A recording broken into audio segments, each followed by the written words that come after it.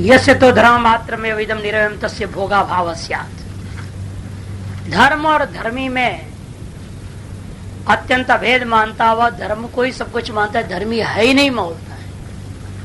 योगाचार मत, अवयवी है ही नहीं, परमाणु पुंज ही जो अवयव है, अवयव समूह ही सब कुछ है। धर्मी नाम को चीज मानता ही नहीं।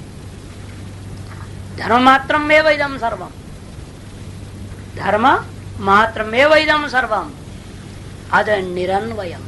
अजय समस्त धर्म किसमें एक अनुस्यूत नहीं है। इस कुंडलादि कार्य है वह कारण में कोई अनुस्यूत नहीं, कारण मानता है। जो कुछ भी है क्षण विज्ञान ही उसमें दिखाई दे रहा है, अतः कोई कारण वारण कुछ नहीं, कार्य मात्र में विदम सर्वम अतः निरन्वयम। यदि ऐसा मानेगा तो उनके मत में यस्य मते तस्य मते भोगावा, जिनके मत में ऐसा माना जाएगा उनके मत में किसी चीज का उपभोग नहीं कर सके। क्यों? कस्मात, क्योंकि अन्येन विज्ञानेन कृतस्य कर्मणो अन्यत् कथम भोक्तृत्वेन अधिक्रियते। क्योंकि एक क्षणिक विज्ञान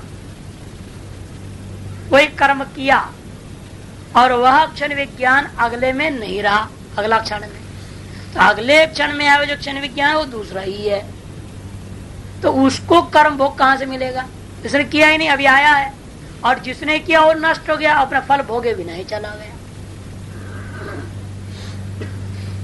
से कृत विप्रनाश अकृत अभ्यागम दोष आ जाएगा, है कि नहीं?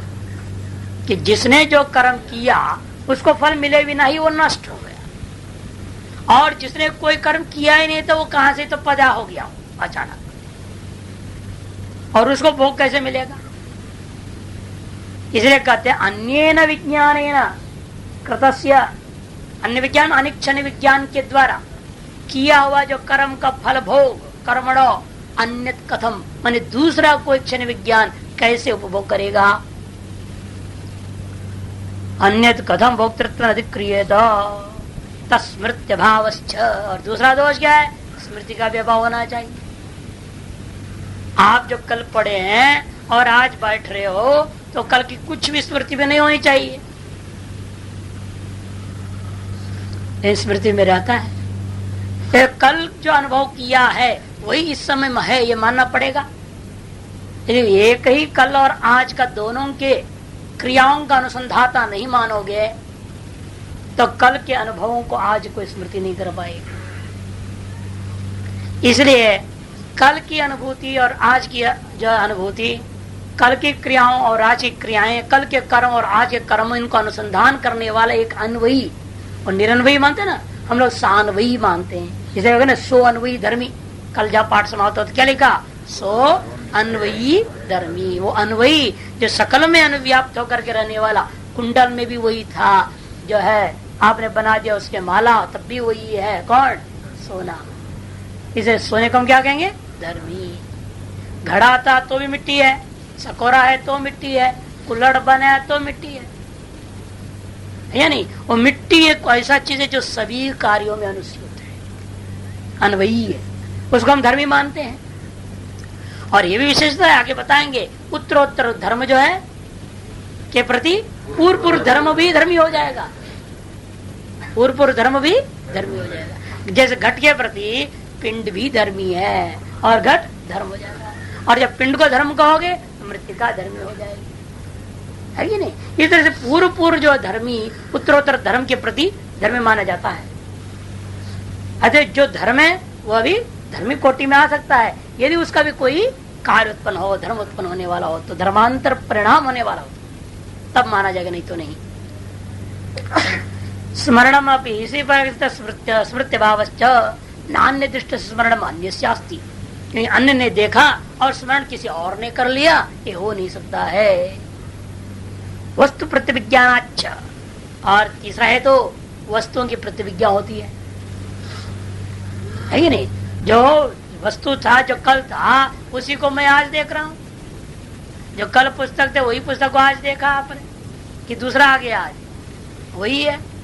इसलिए वस्तुओं का प्रतिविज्ञा से भी निर्णय होता है कोई न कोई अन्वयी जरूर विद्यमान स्थितो अन्वयी धर्मी। एक अन्वयी धर्मी नाम का वस्तु स्थित हो गया, सिद्ध हो जाता है। यो धर्म अन्यथात्म अभिगत प्रतिविज्ञायते, जो केवल धर्म की अन्यथात्व हो रहा है, कार्य के अन्यथात्व को प्राप्त होता हुआ सदा हमें अनुभव में प्रतिविज्ञा को प्राप्त हो रहा है। यद्यपि जो कल पुस्तक था वही आज नहीं है। विचार करके देखें, जो कल था वो आज नहीं है। 24 घंटा बीत गया, 24 घंटे का काल लक्षण परिणाम हो चुका है। जो कल था, जो वर्तमान मान रहे थे, वो अब क्या हो गया है? अब अतीत हो गया है? अब तो अतीत हो गया जो कल था, और जो कल नहीं था वो अब क्या हो रखा है? वर्तमान हो रखा है। तो लक्षण परिणाम तो हो रखा है। इस परिणाम के कारण से इसका आयु घट गया कि बढ़ गया? हाँ, लोग तो कहते बढ़ रहा है हमारा उम्र, हम 30 से 32 हो रहे, 32 से 35 हो रहे हैं, बढ़ रहा है, उम्र बढ़ रहा है। नहीं, बढ़ नहीं रहा है, उम्र घट रहा है। जो आपका आयु रहा है 70 रहा, 80 रहा, 100 रहा, जो भी है, तो ब्रह्मा जी ने लिख दिया है इतना साल में मरना है तेरे को, उसमें से घट रहे हैं हम, बढ़ नहीं रहे। अरे लोग व्यवहार में जो है, दुनिया व्यवहार में ऐसे कर दिया कि आपको भ्रांति में डाल रखा है। अरे मेरा बेटा बड़ा हो रहा है, इसकी आयु बढ़ रहा है, वो भी सोचता है कि मैं बढ़ रहा हूँ, अहंकार है। अकल नहीं आता उसको, मैं घट रहा हूँ, मैं मौत की ओर जा रहा हूँ, मालूम नहीं होता। विवेक करने का अवसर नहीं देते। ये संसारी ऐसा विचित्र जाल है, आपका विवेक होने नहीं देगा। हर बात को ऐसा उल्टा बना रखे हैं, और आपको विवेक करेंगे तो कहेंगे तो मानेंगे भी नहीं वो। हाँ, वो कहेंगे ये आधा पागल हो गया, साधु है। हाँ, डांट देंगे, ऐसे बातें करते हो। इसलिए वास्तव में धर्म की अन्यथात्म अभिगत प्रतिविज्ञाति तस्मात् नेदम धर्म मात्र निरन्वय मिति। इसलिए वो जो योगाचार आदि का मत है, शनि विज्ञानी सब कुछ है, वो निरन्वय होता है, धर्मी नाम का चीज नहीं होता, यह उनका मत बिल्कुल उचित नहीं है। प्रासंगिक कथन करने के बाद फिर वापस लौटते हैं। कहते हैं इसमें कारण क्या है, परिणाम का कारण क्या है वो बताना है। धर्म परिणाम, लक्षण परिणाम, अवस्था परिणाम का वर्णन किया, और यद्यपि एक ही परिणाम है, धर्मी में ही सकल परिणाम हो रहा है, उसी को समझाने के लिए 3 प्रकार के परिणाम का वर्णन कर दिया गया था। अब वो जो परिणाम का कारण है, कहते क्रमान्यत्व परिणामान्यत्व हेतु हो। क्रमान्यत्व ही परिणाम के अन्यत्व के प्रति कारण है। एक से धर्म नहीं एक ही परिणाम प्रसक्त है। ये शंका हो सकता है एक धर्मी का एक ही परिणाम होगा, 2 नहीं हो सकता। सोना से आपने कुंडल बना दिया, बस बन गया, बात खत्म, और कुछ नहीं बनेगा, ऐसा नहीं है। प्रसक्ति तो यही है, एक धर्मी है उसका एक ही कार्य होना चाहिए, एक कारण का एक ही कार्य होगा। एक धर्मी में एक ही धर्म का भान हो सकता है, तब उसका सिद्धांत कहते हैं नहीं नहीं, क्रम को उल्टा कर दो तो अलग हो जाएगा। एक धर्मिणा एक ही परिणाम प्रसक्त है, कहते नहीं, वह क्रमान्यत्व परिणामान्यत्व हेतु होगी। क्रम की अन्यत्व ही परिणाम में अन्यत्व का कारण हो जाएगा। जैसे एक रेखा, पहले दृष्टांत दिया ना, एक लाइन आपने डाला है, यानी उस एक रेखा का अर्थ तो कुछ भी हो सकता है। क्रम की अन्यत्व का परिणाम में अन्यत्व हो गया। वो एक का क्रम कहाँ रखा हुआ है आपने? 0 0 के बाद रखा है, बिंदी रख करके 0 लिख करके 1 रख दिया, डेसिमल 0 1, अर्थ अलग हो गया। वो 1 जो रेखा है वो वही है, और पीछे कुछ नहीं लगा, आगे एक 0 डाल दिया तो ये 10, दूसरा 0 डाल दिया तो 100, रेखा तो वही है, लेकिन क्रम अन्य हो गया। वो शून्यों का क्रम, बिंदी का क्रम। अब 100.00 लिख दो तो कितना होगा? वो 1 0 0 दशमलव 0 0 लिख दीजिए, तब क्या होगा? 0 100 ही रह गया, है ना, फर्क कुछ नहीं पड़ता। और उल्टा भी 0 0 1 0 0 दशमलव 0 0 कर दो तब भी 100 ही रहेगा। इसे सारा क्रम आपने अपना खोपड़ी में तय किया। यदि वहां भी क्रम अंतर पड़ रहा है, 1 0 कहीं भी बढ़ा तो बदल तो गया, लेकिन अर्थ में बदला नहीं, क्योंकि आपने क्रम निश्चय किया ऐसा रहेगा तो यही अर्थ होगा। 0 0 1 लिख दोगे तब उसका अर्थ एक ही होता है, जब दशमलव ना रखो, है ना। एक दशमलव रख दिया, एक डेसिमल डाल दे 0.001, पॉइंट निकाल दो तो क्या अर्थ होगा? 001 का अर्थ 1 ही होता है। क्यों? ये क्रम विशेष को आपने तय कर लिया, ऐसे ऐसे क्रम में रहेगा उसका ये अर्थ होगा, और क्रम को विपरीत कर दिया और कुछ और अर्थ आपने ले लिया, और कहीं पर कहते कोई अर्थ नहीं, फर्क पड़ता, देखने में क्रम अन्यत्व हो गया, फिर भी परिणाम में अन्यत्व नहीं है या नहीं। तो ये सारी निर्णय जो कैसे हुआ, आपकी अपनी एक लौकिक व्यवस्था जो स्वीकार किया गया उसके आधार पर आपने माना क्रम अन्यत्व सती परिणाम अन्यत्व क्वचित अकर्म अन्यत्व अपि परिणाम अन्यत्व नास्ति क्वचित। ये व्यवस्था आपकी अपनी है, लेकिन जो सत्वरस्तम गुणों की जहां तक बात चलती है वह किंचित भी क्रम बदल जाए परिणाम अन्यत्व माना जाता है, वहां तुम्हारा नियम लागू नहीं होगा, वहां अपना लौकिक नियम लागू नहीं हो सकता। सृष्टि की व्यवस्था के अंदर जो होती है वह आपके अपने मनमर्जी नियम लागू नहीं होगा। जैसे पहले शेरों में नापते थे, है ना, शेर द्रव्यों के लिए, और सोना चांदी पलों में गिनते थे, 1 पल 2 पल, है ना, इस तरह से गिना जाता था। और दूध पानी आदि के लिए लीटर होता था, है? और फल वगैरह के लिए संख्या मात्र 10 20 1 दर्जन 2 दर्जन, और आज सब कुछ किलो में हो गया। आप दूध खरीदो किलो में, 1 किलो दूध, 2 किलो दूध, 1 किलो केला, 2 किलो सेव, वो भी सेव किलो में हो गया। ये आपने अन्यथा तो कर लिया, आपने अपने सामाजिक व्यवस्था को बदल दिया और सबने उसको मान के चला रहे, चल रहा है। लेकिन सृष्टि की व्यवस्था में जीव के अपना कोई भी हस्तक्षेप नहीं चल सकता। वहां पर तो क्रम अन्यत्व हुआ तो निश्चित परिणाम में अन्यत्व होगा। इसी एक धर्मेण एक परिणाम प्रसक्ते क्रमान्वित परिणाम अन्यत्व हेतुर्भवति तद यथा चूर्णम चूर्ण मृत पिंड मृत घट मृत कण मृत इति च क्रमः।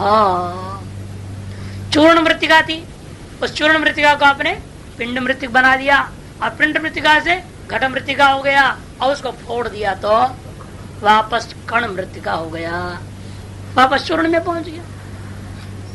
इति च क्रम, या सीधे कण कह दिया। आप ले सकते हैं कपाल कपालिका, पहले कपाल हो गए, और कपालिका को तोड़ दो तो कपालिकाएं हो गई, कपालिका से उसको भी तोड़ दो, पंचाणु चतुस्रणु त्रसरेणु द्विणुक परमाणु तक ले जाओ, कण तक ले जाओ, कोई दिक्कत नहीं। आप जितना बोलना चाहो बोल सकते हो क्रम में, और लेकिन वो विसंगत नहीं होनी चाहिए, इतना ध्यान रखना है। इति धर्म परिणाम क्रम, ये धर्म के परिणाम में क्रम है। इसी प्रकार से लक्षण परिणाम क्रम, ये तो पहले हो चुका है, दोबारा याद दिला रहे। घटस्य अनागत भावात वर्तमान भाव क्रम, घट जो अनागत भाव में था वो वर्तमान भाव को प्राप्त करना एक क्रम है। जैसे पिंड से वर्तमान भावात, जो पिंड था पहले अब वो पिंड नहीं रह गया, वो क्या हो गया? अतीत भाव को प्राप्त कर गया। लेकिन अतीत का भी कहीं कुछ होता है क्या? कहते नातीत अस्ति क्रम, जो बीत गया सो बीत गया, उसका फिर वो आगे आएगा नहीं, वो अनागत भाव में आ जाए दोबारा, फिर वहां से फिर वो वर्तमान को होने लग जाए, ऐसा नहीं होता। वर्तमान भाव क्रम एक हो दिया नास्त्य न, क्यों? कस्मात पूर्ण परतायाम सत्याम समनंतरत्वम, क्योंकि पौरोत्तरता के स्वीकार के बिना एक के अनंतर दूसरा एक क्रम की व्यवस्था नहीं हो सकती। क्रम के अन्यत्व के लिए पौर्वापरि की अपेक्षा है, और वो अतीत का किसी अन्य के साथ में पौर्वापरिता की व्यवस्था नहीं मानी गई है। साथ नास्ति अतीत से, इसे अतीत के अंदर पौर्वापरियता नहीं है। तस्मात् द्वयोरेव लक्षण क्रम, इसे लक्षण क्रम में क्या होता है? 2 ही लक्षणों का क्रम, अनागत लक्षण का क्रम होता है वर्तमान में आना, वर्तमान लक्षण का क्रम होता है अतीत में हो जाना, अतीत लक्षण का कोई क्रम नहीं होता। इस तरह से लक्षण क्रम की बात भी, लक्षण परिणाम अंतर्गत क्रम का विचार हुआ। अब गए तथा अवस्था परिणाम क्रमोपि, इसी प्रकार से अवस्था परिणाम का क्रम भी समझो। घटस्य अभिनवस्य प्रांति पुराणता दृश्यते। घटस्य अभिनवस्य, अभिनव घट के अंत में पुराणता देखी जाती है। एक नया घट आज बनाया और कुछ दिनों के बाद उसमें पुराणत्व का अनुभव होता है। ये नया कपड़ा सिलाया, देखो नया कपड़ा पहन लिया। लेकिन आप जो कह रहे हैं नया कपड़ा पहना, किस दृष्टि से कह रहे हैं? जिस धर्म परिणाम को देख रहे हो उसके आधार पर। नहीं तो वो भी पुराना है। डेट ऑफ मैन्युफैक्चरिंग डाला रहता है ना, इसीलिए हर चीज है। और डेट ऑफ मैन्युफैक्चरिंग देखोगे तो पता लगता है कितना पुराना है। एंड आपने आज लिया, आप जो नया हो गया, वो भी वहां दे दो कपड़ा को। दर्जी के पास 1 महीना से पड़ा है ना, वो 1 महीना लगाया वो टेलर बनाने में, अब आपको दिया, आप कहें देखो नया। अरे कहाँ नया, 1 महीना पुराना तुमको ही खरीद करके हो गया।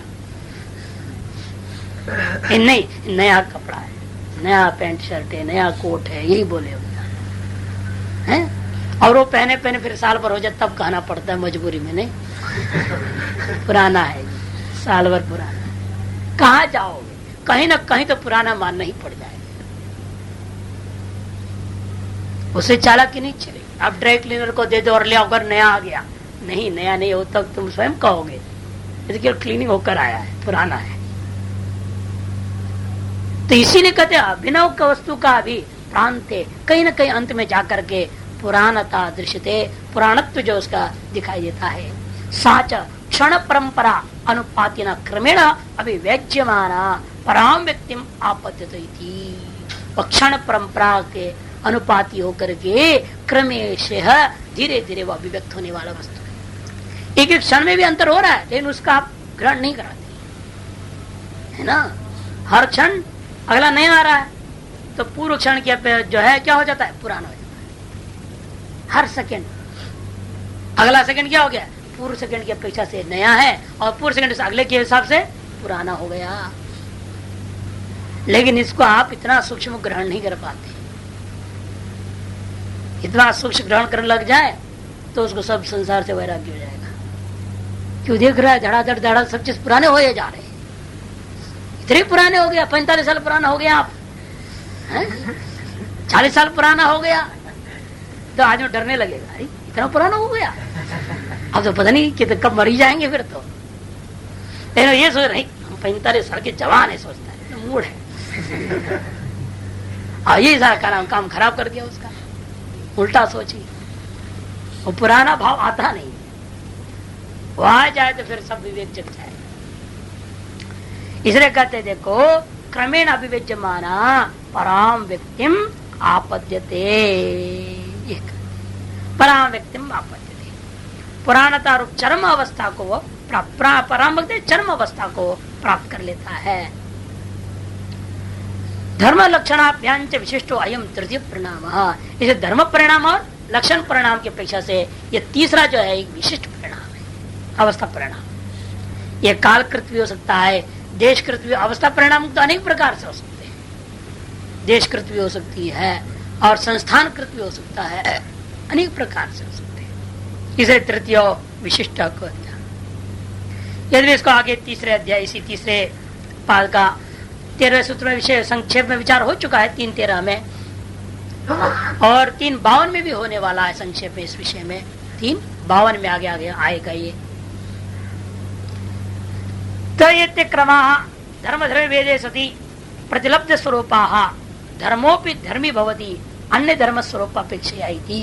आगे ना तयते क्रमः, वह है जो धर्म क्रम, धर्म परिणाम का क्रम, लक्षण परिणाम का क्रम और अवस्था परिणाम का क्रम जो होते हैं, और धर्म और धर्मी भेद को लेकर के विभिन्न स्वरूप को प्राप्त होने का वर्णन हम लोगों ने किया है। लतएव धर्मोपि धर्मी भवति, इसे धर्म भी क्या हो जाएगा, धर्मी हो जाएगा। किस दृष्टि से, अन्य धर्म स्वरूप अपेक्षा उत्पन्न होने वाला अगला कार्य का दृष्टि से। इसे उत्तरोत्तर कार्य का दृष्टि से पूर्व क्या है, कारण हो गया। अतः उत्तरोत्तर उत्पन्न हुआ कार्य को ही हम धर्म शब्द से कह रहे हैं और पूर्व विद्यमान कारण को धर्मी शब्द से कहते हैं। यदा तो परमार्थ तो धर्मिणी अभेदोपचार तद्वारेण सएव अभिधीयते धर्म। और जब आप परमार्थ था मैंने अलिंगी, अलिंगी कौन है, मूल प्रकृति प्रधान सतरजतम की साम्य अवस्था, उस दृष्टि से कथन करने लगोगे तो क्या होगा? धर्म ही रह गया और कुछ नहीं रह गया। जैसे एक चित्रपट की अवस्थाएं अलग अलग होती है। चित्रपट आपने देखा, एक पिक्चर देखते हो, कपड़े पर उसने क्या किया, पहले माड़ वोट डाल के उसको टाइट कर दिया। बैनर लिखता है ना, उसको कड़क कपड़ा चाहिए। 4 दिन या 2 साल पुराना कपड़ा ढीला ढाला कुछ लोगे तो कहे कैसे इसमें लिखेंगे, हम दिखा नहीं जाएगा। उसको माड़ वोट में डालेगा, उसको कड़क बनाएगा, है कि नहीं? घटित पट हो जाता है। शुद्ध पट से वो घटित पट हो गया और उसे रेखाएं लिख देगा, अंकार रेखांकित पट या लांछित पट, ऐसे भी कहते हैं। अब ऐसा रंग भर दिया तो रंजित पट हो गया। आप रंजित पट का दृष्टि से देखें तो अलग व्यवहार हो जाएगा, वो धर्मी रहेगा, धर्मी नहीं होता। और लांछित पट रंजित पट की दृष्टि क्या है? धर्मी है, लेकिन वह भी धर्म है। किसके दृष्टि से? घटित पट की दृष्टि से, है घटित पट की दृष्टि से। तो घटित पट धर्मी हो गया, लांछित पट धर्म हो गया, लेकिन वह भी धर्म है। किसकी दृष्टि से? शुद्ध पट की दृष्टि से। तो शुद्ध पट धर्मी है और वह घटित पट भी धर्म है। और क्यों शुद्ध पट का ही दृष्टि से विचार करो तो ये सब धर्म ही है। तद्वत यहाँ पर भी करते हैं। वो जो मूल प्रधान है, मूल प्रकृति है, प्रधान है, उसका से विचार करो तो क्या होगा? अलंक का दृष्टिकोण से सब परिणाम है, वो अपरिणामिनी वस्तु है। इसे कहते हैं परमार्थ धर्मिणी। परमार्थ धर्मी कौन है? मूल प्रकृति। प्रधान में क्या हो गया?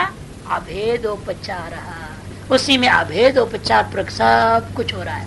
क्योंकि शुद्ध पट से वास्तव में अभिन्न नहीं है घटित पट, उससे अभिन्न नहीं है लांछित पट, उससे अभिन्न नहीं है रंजित पट।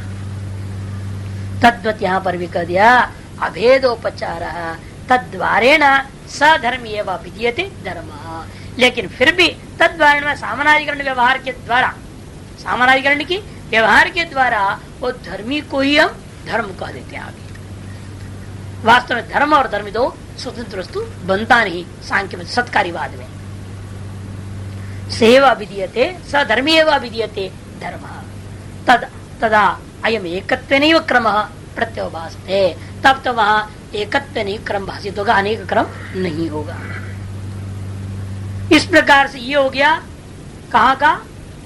बाह्य जगत के सकल विषयों को लेकर घटपट आदि सारे को लेकर विचार हुआ। अब आइए चित्त में भी कोई क्रम, चित्त में भी परिणाम, उस परिणाम का क्या व्याख्या करो? यह धर्म नेता तो नहीं हो सकता, लक्षण नहीं हो सकता, अवस्थाएं नहीं होती चित्त की। या चित्त की भूमियों को आपने केवल माना है, क्योंकि चित्त ना बूढ़ा होता है ना जवान होता है, कालकृत नहीं हो सकता।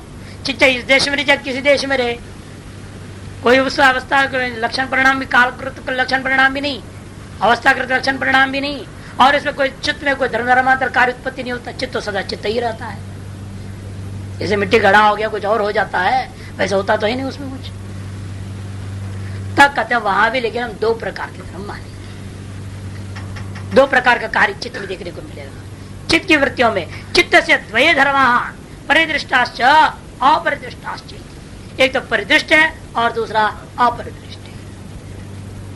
तत्र प्रत्यात्मक परिदृष्टा, उसमें से भी जो प्रत्यात्मक है वो परिदृष्ट है।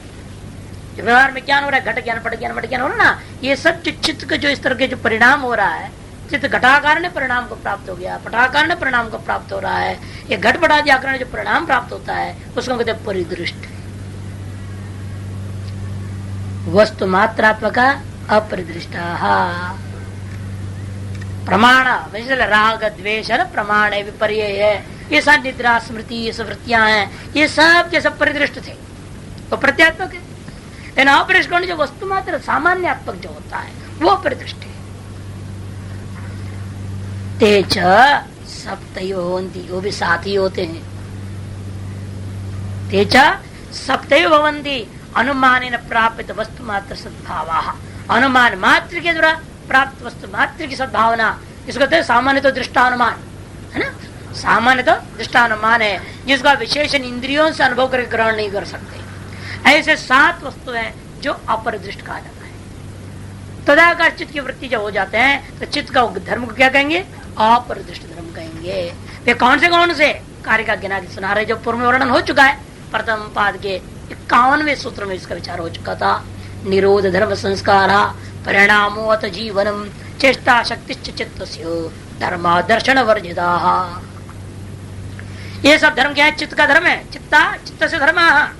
ऐसे चित्त के धर्म है ये दर्शन वर्जिता। ये इंद्रियों के द्वारा प्रत्यक्ष होने लायक वस्तु नहीं है।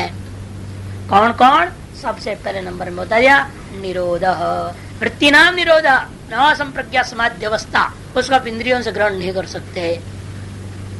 कि वह ग्रहण ग्राह्य गृहित्र समापत्ति का भेद समाप्त हो जाता संप्रज्ञा समाधि में, और ग्रहण ही नहीं रह गया तो ग्राह्य कहाँ से आया और ग्रहिता कहाँ व्यवहार करेगा वह।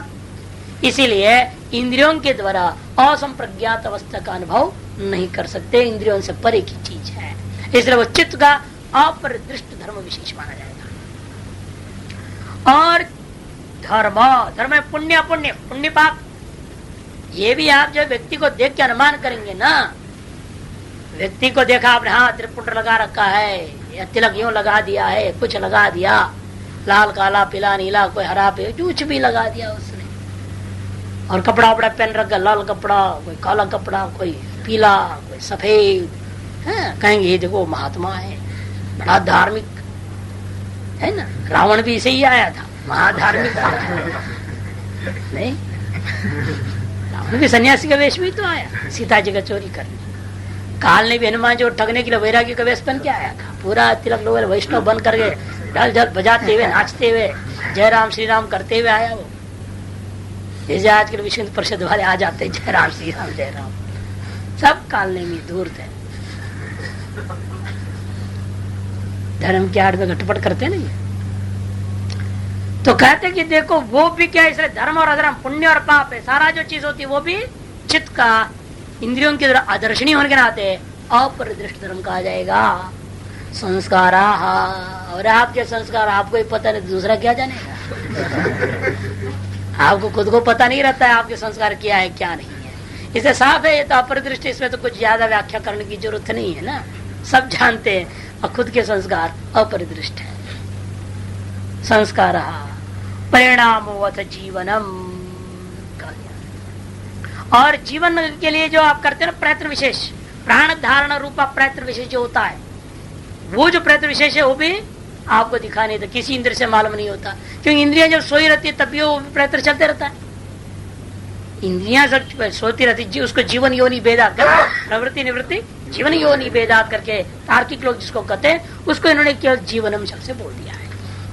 यह परिणाम भी अपरिदृष्ट है, ये आपको पता नहीं। आप जीने के लिए भी प्रयत्न कर रहे हैं, ये आपको पता नहीं है। आप सोते रहते हैं तभी अंदर से आपका प्रयत्न हो रहा है मैं जिंदा रहूं। इधर सोते सोते घुटन हुआ तो क्या होता है, खट से खड़े हो जाते हो। क्यों खड़े हो गए?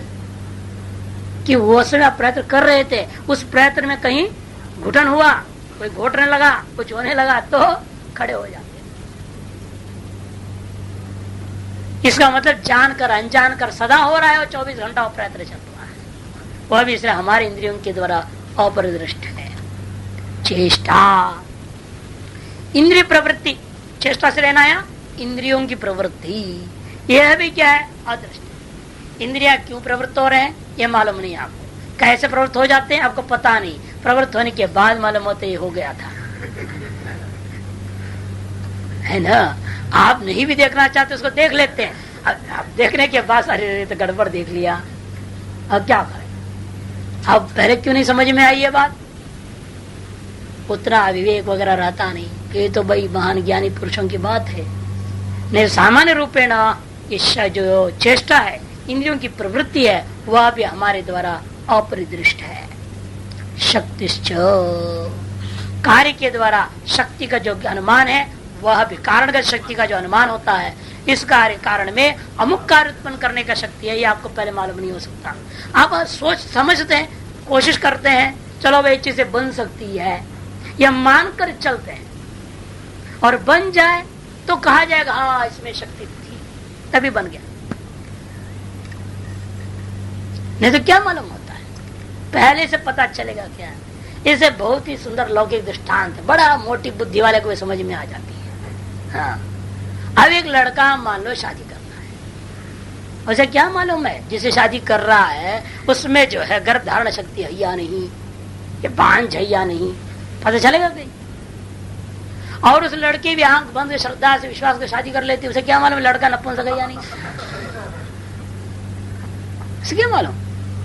लेकिन जब पैदा हो जाता है बच्चा तो हाँ ये तो ठीक खबर रखती है, लड़का पैदा हो गया ना, फैक्ट्री से निकल गया प्रोडक्ट, तो मान लिया क्या देखो शक्ति थी इसके अंदर, प्रजनन शक्ति विद्यमान है ये मान।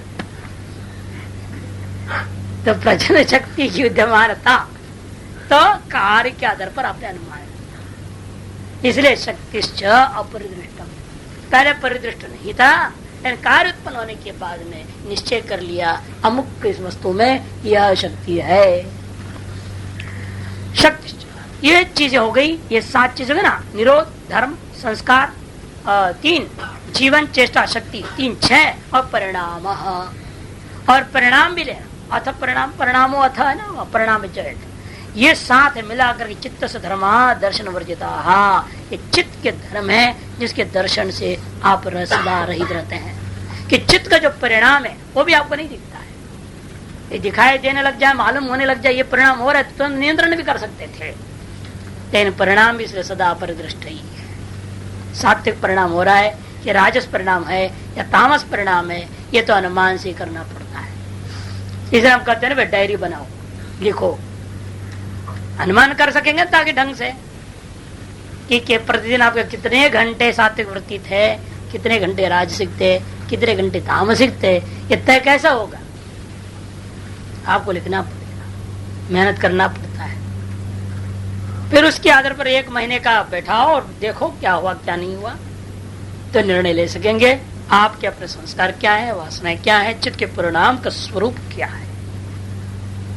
फिर उसी अनुसार आपको बदलाव लाओ, रहन सहन में, खाना पीना, घूमना फिरना, उठना बैठना, जान जा। पहले तो 1 महीना प्रयास करना पड़ेगा ना, कोई आया आपके पास से आपने बात किया, उसका नतीजा क्या हुआ, उसका असर कितने घंटों तक चली आपकी खोपड़ी पे,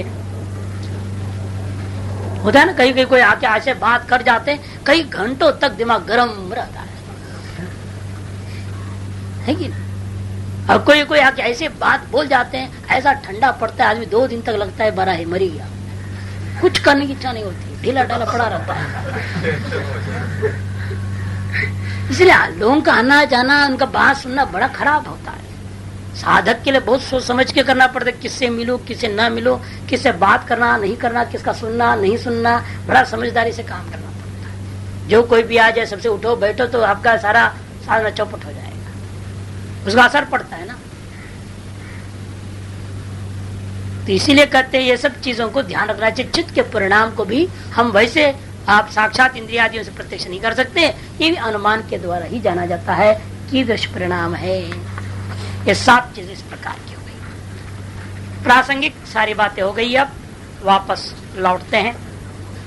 अतो योगिना उपात्त सर्व साधनस्य भूतसिद्धार्थ प्रतिपत्ते संयमस्य विषय उपक्षिप्यते है।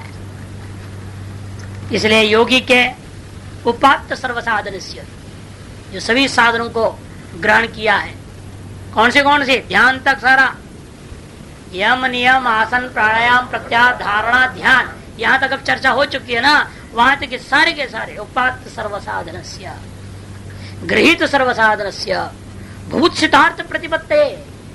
और क्या वो चाहता है 8वां समाधि, उसमें भी निर्विकल्प समाधि चाहता है।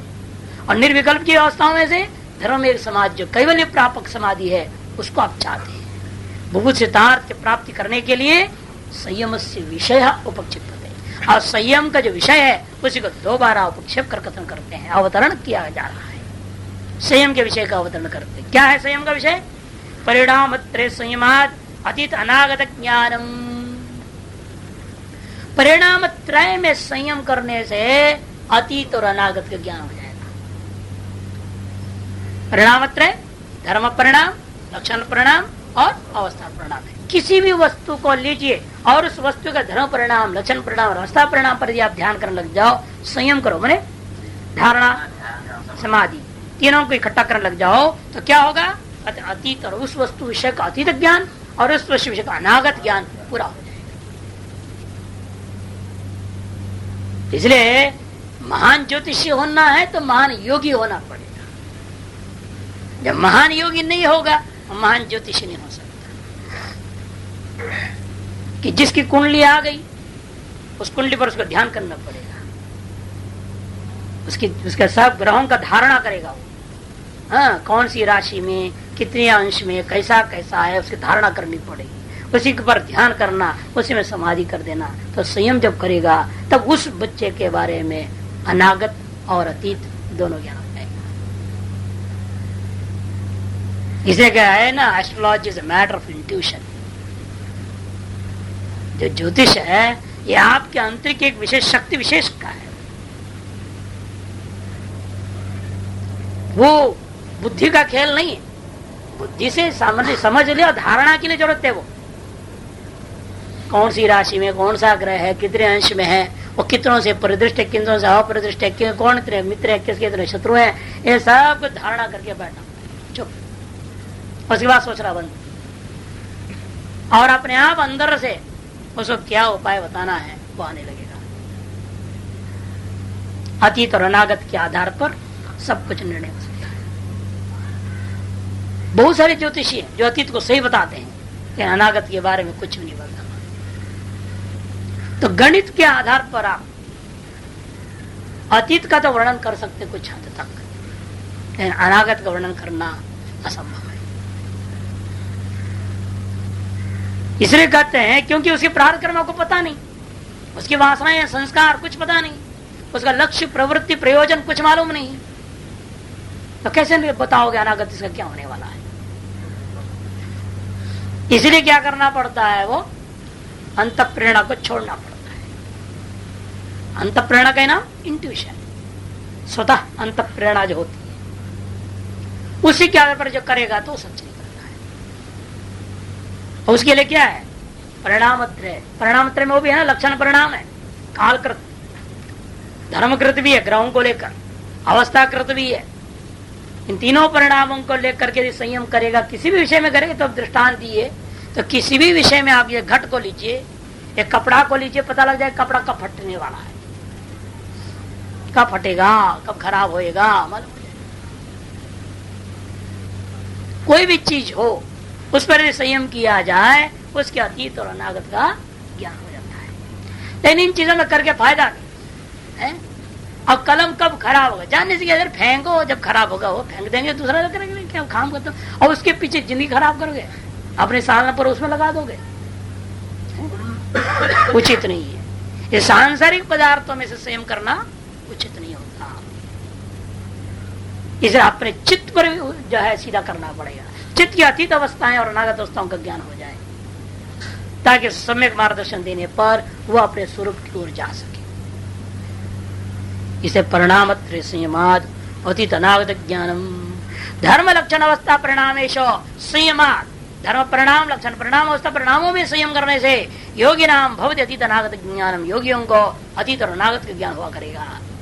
धारणा ध्यान समाधि त्रयम एकत्र संयम इत्युक्तः, ये बात पूर्व में कह चुके हैं। धारणा ध्यान समाधि तीनों को एक विषय संबंधी कर दिया जाए तो उसी का नाम संयम होता है। तेन परिणाम त्रयम साक्षात क्रियमाणम अतीत अनागत ज्ञानम तेष संपादयति। इसलिए तेना उस संयम के द्वारा परिणाम त्रयम साक्षात क्रियमाणम, परिणाम त्रय का साक्षात्कार करने पर जिस किस विषय की साक्षात्कार कर लोगे तो अतीत अनागत ज्ञान तेषु में तेषु तेषु विशेषु एवं संपादयति। चित्त सत्व में स्वभावतः सर्वार्थ द्योतक स्वभाव रजस्तम मल प्रतिबंधस्य संयमेन प्रक्षये सति प्रमाणम अनपेक्ष सर्वं जानाति इति भाव। इसका तात्पर्य क्या है, हमने अलग से लिखा है, चित्त सत्वम ही स्वभाव। चित्त का स्वभाव सत्व है, प्रकाशात्मक है, उसमें उसको अच्छा लगता है। जैसे आपको कितना ज्ञान मिलते जाता है उतनी आप खुश होते हैं, है ना। मार्क्स कार्ड देखते हैं ना तो अंक आता है ना, अंक तालिका, उसको देख 70 मिल गया आपकी बार, अच्छा, पिछले बार 60 थी, बढ़ गया, वसी हो जाए और खुश हो गया। क्यों? जितना वो पढ़ेगा उतना आप समझते हैं कि मेरा ज्ञान बढ़िया है, बढ़िया हमने लिखा है, बढ़िया हमने पढ़ा है, इसलिए बढ़िया मार्क्स मिल रहा है, तो खुश होता है वो सत्य में। और वही कहा तो फेल हो गया, लटक जाएगा, और कम आ जाए तो दुखी हो जाए। चित्त का स्वभाव क्या है? सामान्य रूप में नहीं देखने को मिलता है। वह सत्य प्रकाशक स्वभाव वाला है, उसी में उसको जो है प्रसन्नता है, अन्य में नहीं है। अतएव सर्वार्थ द्योतक का स्वभाव, सकल पदार्थों का प्रकाशक स्वभाव चित्त के अंदर विद्यमान है। उस स्वभाव को हमें निखारना है। और संस्कार और वासनाओं के कारण से रजगुण आ जाता है, कभी तमोगुण आ जाता है, वो स्वभाव को दबा देता है, इसलिए विवेक होता नहीं। विवेक का अभाव का कारण क्या है? आप जब अपने चित्त के जो सत्व स्वभाव को आपने दबा के रखा है, और चित्त के रजोगुण के स्वभाव को, चित्त के जो है तमोगुण जिसके वास्तविक स्वभाव नहीं था, आनुषंगिक है, उसको आपने प्रधानता दी, महत्व दे दिया, और उसके अनुसार आप चलते हो। इसे चित्त का अपना सत्व स्वभाव जो सर्वार्थ प्रकाश का स्वभाव था वो दब गया, अभिभूत हो गया। इसे सभी तर अधिकतर क्या है? रजोगुणी या तमोगुणी प्रधान होकर जीवन चलता है। सत्वगुण प्रधान जीवन तो थोड़े थोड़े होता है। असत्वगुण प्रधान हो जाए तो रजोगुण तमो जब शांत हो जाता है तो अतीत अनागत ज्ञान सर्वज्ञान हो जाता है, वो सर्वज्ञ हो जाता है। इसे कहते हैं रजस तमो मल प्रतिबंध से संयमेन प्रक्षयसति। इस चित्त के परिणाम त्रय में संयम करने से क्या होगा? रज और तमो जन जो मल रूपा वस्तु है, प्रतिबंध है, उसका प्रक्षय हो जाता है संयम के द्वारा। जब संयम से वो प्रक्षय हो गया तब प्रमाण अनपेक्ष इंद्रिया किसी भी प्रमाण की अपेक्षा किए बिना चित्त को स्वतः ही सर्वज्ञता आ जाती है, सब चीजों को ज्ञान लेता है। चित्तम सर्वम जानाति चित्तम सर्वज्ञम भवति। चित्त सबको जान करके चित्त सर्वज्ञ हो जाते, इसका फल है। इसलिए संयम का अभ्यास, लेकिन उससे पूर्व सर्व साधन उपात्त से, उपात्त सर्व साधन से बोले थे ना, सब साधन उपात्त हो तभी संयम सही सही होता है। और सभी चित्त परिणाम में संयम होने लग जाए, और चित्त के परिणाम में सात्विक धर्म लक्षण और अवस्थाओं का सत्वांश से जन्य धर्म, सत्वांश से होने वाले लक्षण, सत्वांश और अवस्था परिणाम में जब ध्यान करने लग जाता है, संयम करेगा तो सर्वज्ञ तक हो सकता है। ओम पूर्णमदः